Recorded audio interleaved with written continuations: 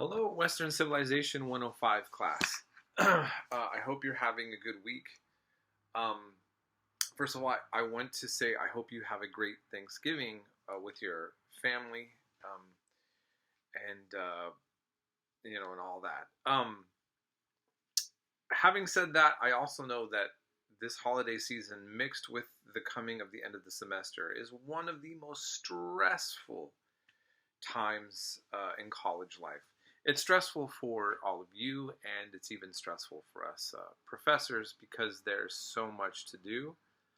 And so I just want to acknowledge that with all of you.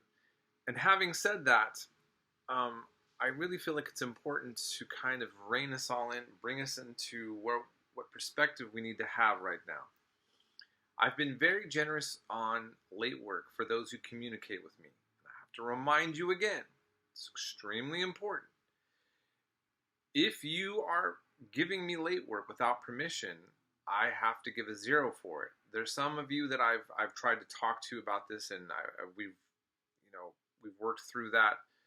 But seriously, especially at this time of the year when I'm taking in so much late work, it's getting me behind. I'm not going to tolerate late work given without having a communication with me first. Now, some of you, maybe a long time ago, had a conversation with me, whether we were writing or talking on the phone, a Zoom meeting, and there was a negotiation about turning in late work. Now, so yes, you've had that permission, but we are running out of time. Actually, we've ran out of time. So this is what you need to realize if you are one of those who are really behind on late work. First of all, remember, I don't judge you. That's not an issue. You just need to strategize your life.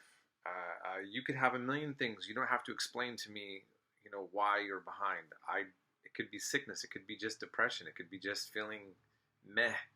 Okay? Don't worry about wasting your time on trying to apologize or explain too much. Just think about what you need to do to get to the best grade you can get on the limited time we have left. So, this is what it means. Not this Sunday. Oh, yeah. Before I forget, I just changed all of the work to be due Sunday, not on Thanksgiving. So I'm sorry that I didn't do that earlier for you guys. So all of the work for this week is due on Sunday. I switched that right now, okay? And the next Sunday, the last week before finals week, I have to have the work turned in, your late work. There's no other time. And so ideally it should be, I really should have made it this week. But there is a holiday, and I have mercy, and I have understanding. But honestly, it really gums me up on getting all your guys' work graded. So that's the policy. It's going to be next Sunday's cutoff, no exceptions. Okay? And I want to remind you, too, that Canvas is sometimes a graveyard of my old assignments. I think I've explained this in one of my videos. It's very difficult it's hard to kind of explain, but I have old assignments in the grade book that show up when you look on the grade book in many of my classes that I no longer use, but now if I try to get rid of it, I risk deleting other assignments, and so it's just kind of a graveyard of old assignments. All you need to worry about is any of the assignments that we've been doing in the modules. Okay, so every week when I open up the class and you've had an assignment to do, you go to that assignment that's in that module, and that's all that you have that you need to be worried about. If you're turning in late work, you can turn in partial work for partial credit. Okay, I don't really care how you do it. It's up to you. Now, here's the other side of it. When it comes to citations, when it comes to the papers, I don't know why. I'm going to just say this one thing that I have been getting a little impatient with. We're at the end of the semester, and I'm still getting papers that aren't having citations put in them. I don't know how to stress this enough, that this is something that should have been understood from day one. In college, you're going to write papers, and unless it's some sort of reflection paper that the professors worked out, there's going to be some type of citation requirement. And I'm not doing my job if I don't have you guys do that. And I actually have made it simpler than what I could be doing. So I'm grading papers for University of Texas through another program that they have. And the students have to do Chicago style, okay?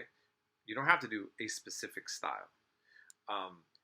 But you have to have parentheses within the text, and there should always be parentheses after a paraphrase or a direct quote. I've explained this several times in different videos, and I've given examples over and over. And there's nothing's going to change the way this is supposed to work. And I've actually been kind of generous for some of you. Look, if you have 2 paragraphs, if you start off with citations and do 2 paragraphs full of information, and then you don't have more citations underneath them, you're still not properly citing the paper. So it's very straightforward. If you write something and it didn't come straight from your head, if you covered it in the information and we were only allowed to use information from the module, which I also made very clear, no outside sources, you would then just give credits to where the information came from, okay? And that's how it works. If there's any questions on that, I've always had the door open for you to contact me, and we can go over that, okay? And I've reached out to some of you many times with my number to have a Zoom or a phone call chat to help out on certain things, and I'm not getting, there's no reach out. And so if you're listening to this and you decide you want to reach out now, I'm willing to do that, and I'm not going to give you a big lecture. You know, I'm not upset about these things per se. I just don't understand. You know, you're in college, you're going through all of this hard work to stay in the class, and then kind of ignoring or not addressing a very big issue that you're going to need to resolve for your university life. Okay, so please just, you know, accept my you know, encouragement and reinforcement that these are the things that need to be done. And if you need to go back over some old papers and fix some things, I'd encourage you to do that. Contact me though, communicate with me what you're doing. I still haven't graded a lot of papers, and there's some that I'm actually going through this kind of question about how I want to address certain things, and some things I just haven't got to. So I'm also trying to keep up with the grading. Having said that, it's already a long announcement, but this is the end of the semester. We got to get ourselves on board with things. I hope that you're taking this subject matter in a very nuanced way and enjoying it. My goodness, right? Understanding this time period, Cold War politics, and to where we're at now is so crucial. And I'm just going to say this. Next week, it's going to be very limited because there's so much to unpack. We're going to have our last week of class. I need to uncover very significant developments that's occurred in the Western world that I think is going to make some serious shifts in the way that things move forward. And it's going to be very difficult to unpack it all, and also to try to do it without being too opinionated, because it's so, you know, it's going to be dealing with Ukraine, Russia, and also Israel, Gaza, Lebanon. What's going on with all of that, and how this deeply affects everything. And to a certain extent, I have to address the potential of Trump's economics. So I'm not going to be political on him on that aspect, but the idea of how the global world order works, and the idea of economic systems and diplomatic relationships, and the so-called rule-based order that has now been called into question very seriously. All these different kind of things, you know, I think are going to be at least a good place for us to leave this class. It's going to be incomplete, but it's going to at least give you a chance to kind of really know where to look, at least when it comes to trying to delve and understand this very fast-paced world that we're living in, and understanding how all this history interconnects with all of this. Okay, so that's all I have to say about that. And again, have a good holiday. Let's be in touch if you have need anything. And good luck, everybody, with just keeping in there, staying in there, and finishing out this semester in a very strong way and feeling empowered of what you've learned.